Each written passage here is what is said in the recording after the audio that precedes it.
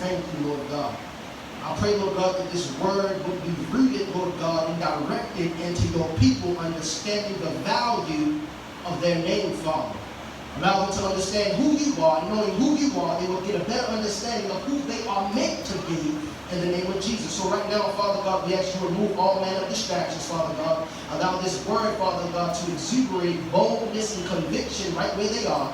And bless the people, Lord God, who are gathered here in this place. In Jesus' name we do pray. Amen. Amen. Amen. Say my name.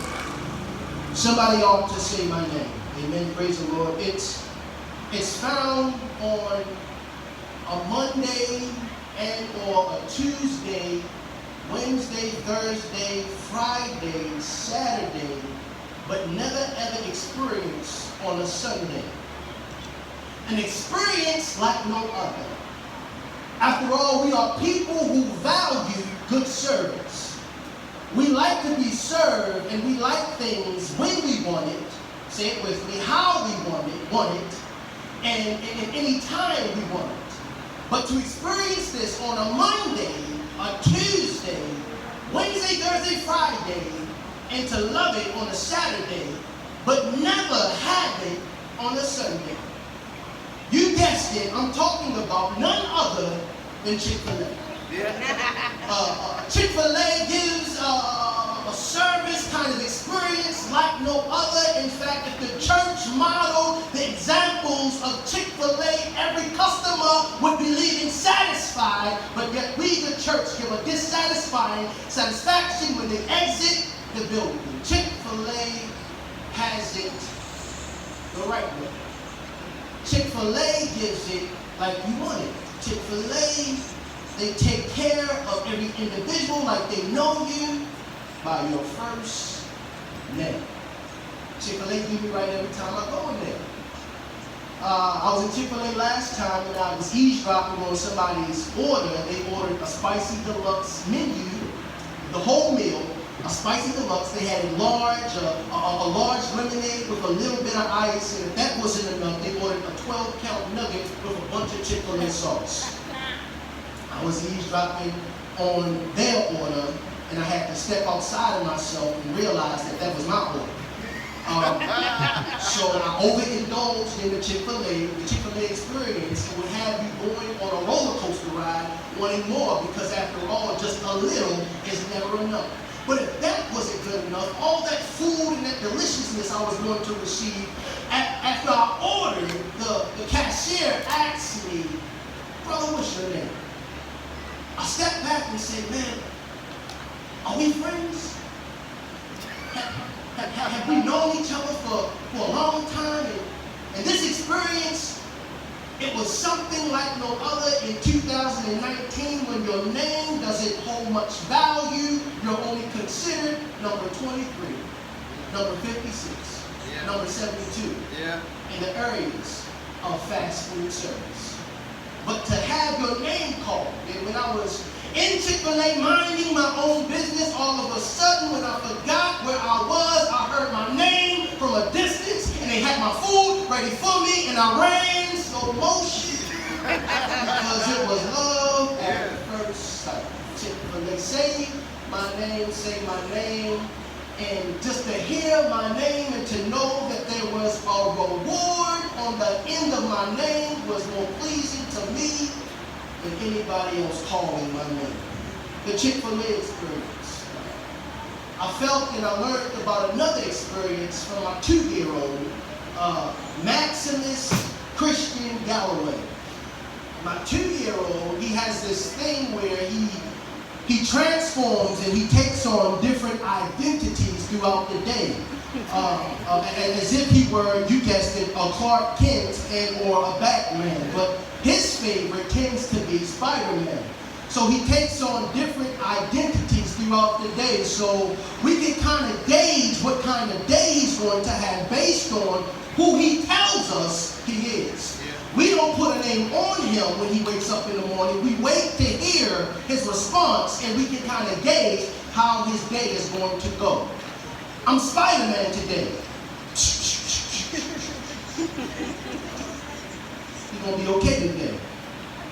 On other days, he wakes up, I'm Max. Exodus. Okay, I know that kid. Another day he might wake up. I'm baby Jack Jack. Oh, shucks. Anybody knows about the Incredibles and baby Jack Jack, he tends to take on these mannerisms and different characters that will have you going through different parallels of reality, because one minute he's sweet, the next minute he's a baby demon, the next minute he's on fire for Christ. Amen. Praise the Lord. Based on his name is the character that he takes on. Identity then is rooted within who you are. Your identity is rooted in who you are and how you go about your daily life.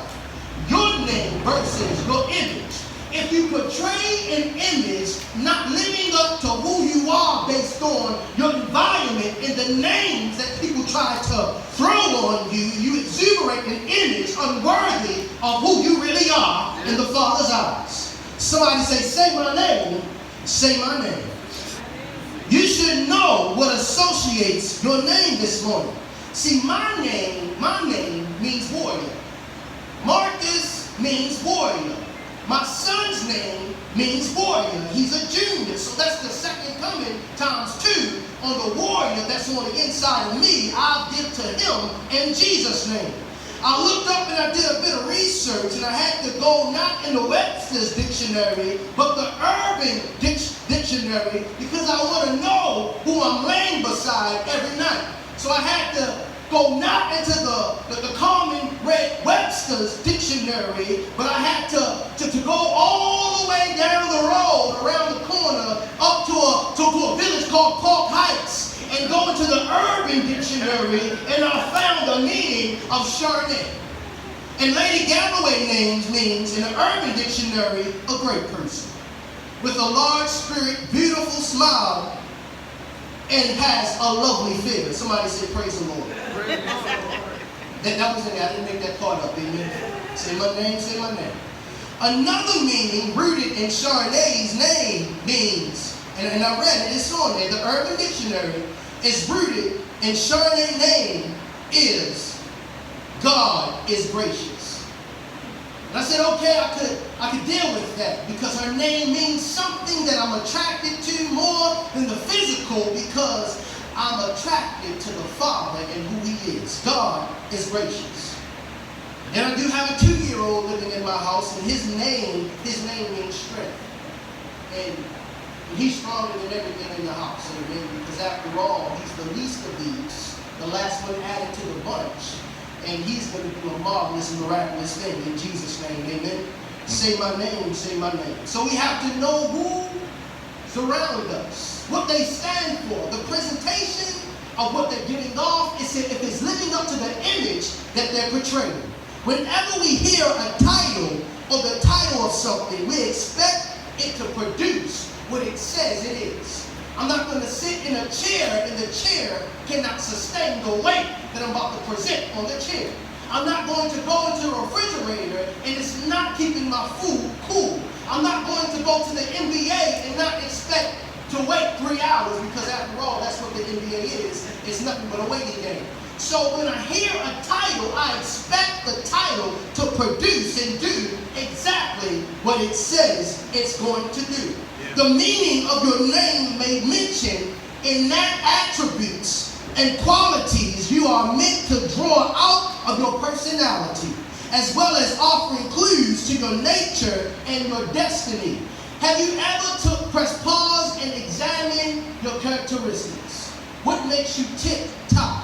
Understanding the nature and how you flow about your day, what disturbs your spirit, what makes your baby leap, what makes you feel good, what makes you upset, what makes you cry. If you examine your name and your roots, you would find the seed of who you are. And it's discovering the seed and the purpose of who you are, you find your identity. And we're walking around with identity crisis because we don't know by which name we are called. Say my name, say my name. In Gambia, West Africa in 1750, none other than, you guessed it, Kunta Kinte, portrayed by John Amos. See, Kunta would be captured while fetching wood outside his village to make a drum for his younger brother. It was there Kunta Kinte was captured by black collaborators under the direction of foreign invaders. The plot moves into 1767 in a place not too far from here called Annapolis, Maryland, where Kunta Kinte fights and endure pain and suffering to preserve the Mandinka heritage and maintain his roots. He resists every attempt they tried to change his name and destroy who he was created to be and push a Toby mentality on his Kunta Kinte spirit. Whenever somebody tries to strip you of your identity, it's up to who you are and who you were created to be, not to conform to this world, but be ye transformed by the renewing of your mind, because after all, if my people perish before a lack of knowledge, it's because we're not taking the time to research who he has created us to be. Say my name, say my name. Instead, we bend over backwards and every kind gesture, every sweet stroke, because they give us feel-good moments, and we preach prosperity instead of the whole entire truth. And we are more than conquerors, but the truth is we run tuck-tail whenever it gets too hot, because after all, Christian does not know how to sustain the heat and the temperatures of the world we live in today. Say my name, say my name. It's not enough to go along to get along with. It's not enough to respond with everything they call us and everything they don't call us. You've been called everything, I'm going to say it, everything in a book except a child of God. In fact, they know you by the donkey that you rode in on. They know you by the donkey that you rode in on. King James, I will use another word. They know you by the donkey you rode in on. And because we don't live up to our God-given expectation, we fall to the lower expectations, and we don't know what awaits us on the other side. There is a cheers mentality in all of us that says sometimes you want to go where everybody knows your name. Good show, boring show, but good show. You want to go where everybody knows your name. The reason why small storefront church is the way it is, and we have more spectators on social media than in the sanctuary, is because nobody wants to be called by their name. Nobody wants to be held accountable by their name. Nobody wants the pastor to say, hey, how's this? How's that? In fact, we run to mega churches to hide in the numbers, because after all, we don't want to be held accountable when we're absent from the fellowship. But say my name, say my name. I want to go to a place where everybody knows me, not by a number in a book. After all, you're just a member, but know my name, know my struggle, know my pain, know my backsliding ways, know my hurt, that you can hold me accountable if you say my name. But if you don't know my name, if you don't know my pedigree, how can you hold me accountable for what you never took the time to experience yourself? But everybody wants to go to a place where everybody knows your name. And they sometimes glad you came. Consider, few of the sons from the tribe of Judah. In the book of Daniel, chapter 1, Jesus has some cousins throughout the lineage of who he is, who understood what was connected to their name. What was connected to their name. We have a Daniel. Daniel, in Daniel chapter 1, verse 6, it says, now from among those of the sons of Judah were Daniel, Hananiah, Mishael, and Azariah. To them the chief of the eunuchs gave names. He gave Daniel the name Belteshazzar, to Hananiah Shadrach, to Mishael Meshach, and to Azariah Abednego. But Daniel purposed in his heart that he would not defile himself. He would not have any old body changing his name, changing his identity, changing his destiny, and changing his purpose. They understood whenever society would try to inflict a change of name on them, they would fight and wrestle and buck and give whatever they had to not to defile the God-given identity and the purpose on the inside. The text in this morning, the text, moving right along, the text allows us to eavesdrop on a conversation between Jesus and his homeboy. Say my name, say my name. This conversation between the two, because after all, if you call somebody your friend, if you call somebody your traveling buddy, you ought to know their name. You ought to know what they stand for. You ought to know at the drop of a dime when it's about to go down, up in here, who's going to do what, who's going to be right there, who's going to be right there, who's going to be fasting and praying, and who's going to be cutting off ears. You ought to know who's going to move at the sign of danger. If you call them friend, you ought to know purpose. You ought to know them by their name. The text allows us to eavesdrop in on this conversation in which the question arose, the question derives, and is formulated from the place of divine readiness. Somebody say divine. Somebody say readiness. Divine readiness for what they're in and will come. The question Jesus asks is to prepare them for what they're in right then and there and what will soon come. Divine means godly, and readiness means prepared. To be ready in God's eyes, not your time. To be ready and willing to step up when God says. So he asks a question to prepare them for what they're in right now and what will soon to come. It's necessary then, not because Jesus needs assurance and validation for himself over who he is, because he doesn't suffer from low self-esteem. He doesn't suffer from an identity crisis. Jesus' DNA makeup is fully convinced that he is the Son of the risen God. But then, rather, it's for the purpose of those who profess to know him. You can't say, yeah, you know him through your grandparents, you know him through mommy and daddy, but you don't know him and experience him. You have not tasted him for yourself. To say his name means you have his name in your mouth. Having his name in your mouth means there's something in your heart. Having the truth confound in your heart is saying that I'm not going to sin against you, but I'm going to repent daily because I know you by name.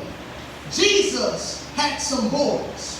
He had some friends with him who shared the proclivity of not knowing who he is. There are some people in your inner circle who don't know you for the real you. They don't know the you that prays behind closed doors. They don't know you who fasts and prays and turn down their plates on their behalf. They don't know the saved you, but they know the turn up you. They know the you that shows up at every party. They know you that shows up at every form of gossip. They know you that shows up at every form of backbiting, but they don't know the real you. So they call you by who you present and not who you really are. So Jesus gets them together in Caesarea Philippi to ask them to say his name. Because if you're going to be connected to me beyond this point, you better know the real me.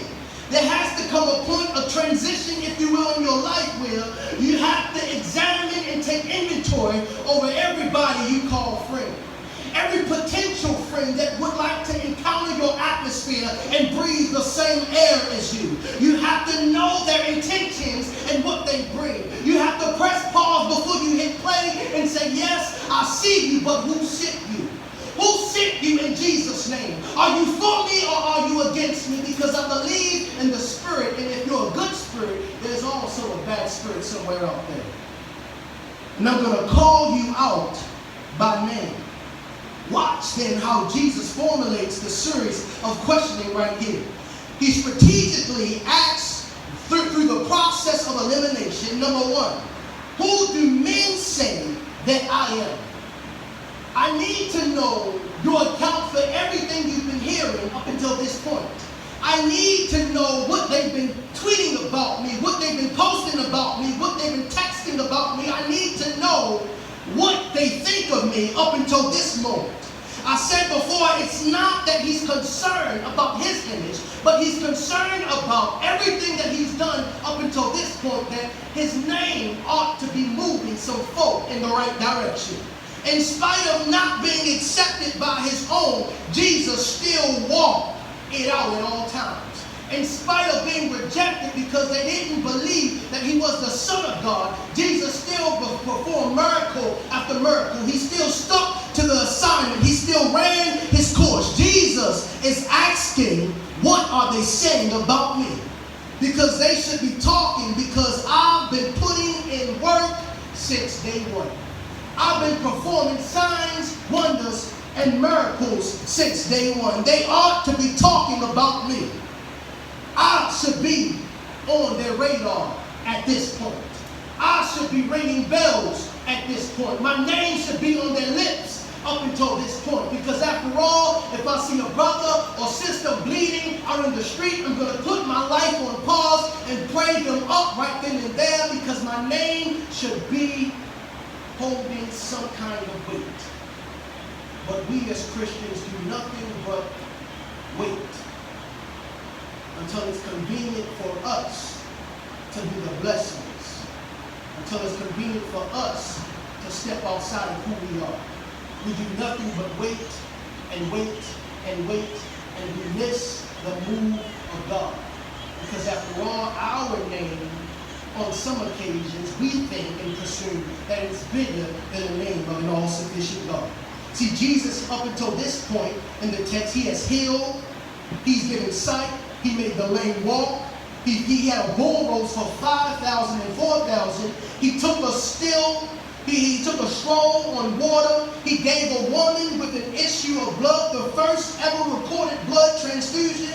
He resuscitated every dead thing around him and made dead folk walk. And he kept the party going at a wedding by giving them more wine. Amen. Praise Jesus. Amen. He's done everything up until this point. And he would think, and you would think, that that would have been enough.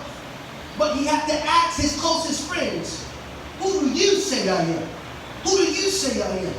I've been giving them something to talk about. Now run tell that, who do you say I am? Say my name, friend. What are they saying about me? His boys said that some say you are John the Baptist, some say Elijah, and some say Jeremiah. History lesson teaches us that John the Baptist, his message was about repentance and forgiveness, while Elijah's message was about miracles, signs, and wonders. But Jeremiah was known because he was weeping and he had a sensitive heart and a big heart. And Jesus said, well, I embody all three attributes. So I understand that that's not wrong while they consider me to be like them, but I'm more than them. After all, I have a humanity side, and then I have a divinity side. I have a side beyond your thoughts, because I need to know that I can do more than who they think I am. Whenever they put me in a box, I'm going to bust loose, because I'm bigger than who they claim I am. Jesus never said that they were wrong, but they were robbing him of the opportunity to be all that he could be. The question was answered in chapter 14:33. After Jesus walked it out on water. After Jesus walked it out on water, the disciples said, well, truly, this must be the Son of God. It took another miracle for them to question who Jesus was. Truly, this must be the Son of God. After he calmed the storm, now he's the Son of God. I'm here to tell somebody, Lady Galloway, that after God calms a storm in your life, it's easy to pronounce him the King of Kings, the Lord of Lords, strong and mighty in battle. It's easy to be on his side after he done bought you out. But see, they were approaching Jerusalem at this point. They was on their way to Calvary at this point. Now, whenever you're approaching a mountain such as Calvary and crucifixion is right before you, you need to know the name of your God. You need to know who has your back. You need to know who's on your side. It's easy to love him after he brings you out. But can you praise him just before you go in? Can you magnify him at the starting point, not knowing what the race holds? Can you uplift his name and call him by his name and know him for who he is? That's what he was preparing the disciples disciples to do.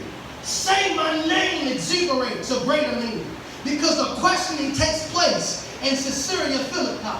Caesarea Philippi is located, and it was used as the resting place for people of false idols, false gods, where they raised temples after temples after temples of false gods.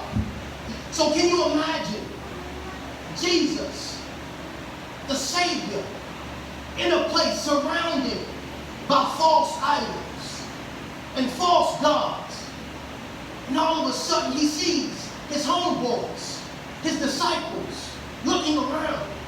They're worshiping that. They're worshiping this. They're worshiping that. So I need to press pause and ask them a tough question. Who do you say I am? In the middle of all these false worshipers, who do you say I am? In the middle of all these false idols, these temples, who do you say I am? Because after all, if I hold your attention in the middle of all kinds of confusion, I know I have your heart. And if you say my name right here in the middle, when nobody else confesses me, on your job when nobody else claims me, in your family when they don't even understand me, if you confess me and say my name, I can turn some folk upside down for my kingdom look. And an apostle named Paul on the road to Damascus, ready to crucify who you are. But God turned it around right then and there. I'm here to tell somebody in 2019 we are indeed living in Caesarea Philippi, when everything is built around false idols, social media distractions. People don't know how to hold simple conversations, where the magnitude of what it is to be friend is found at a finger click away. A post, a tweet, I'll call you my friend. To know your name and know your identity is to know that you are not permitted to be connected to any old thing. God has given you a purpose beyond your own understanding. It's not until you acknowledge and say his name that you will discover your name. I mean your God-given name. You're not meant to stay here, but you are meant to go through the trials and tribulations of life. Going through trials and tribulations of this life will have you producing a name that's worthy of the calling of the Most High God. After all, there's only one name that we are called to in which we must be saved. It's by the name of Jesus. Every knee shall bow and every tongue confess. In Jesus' name. Amen. Amen.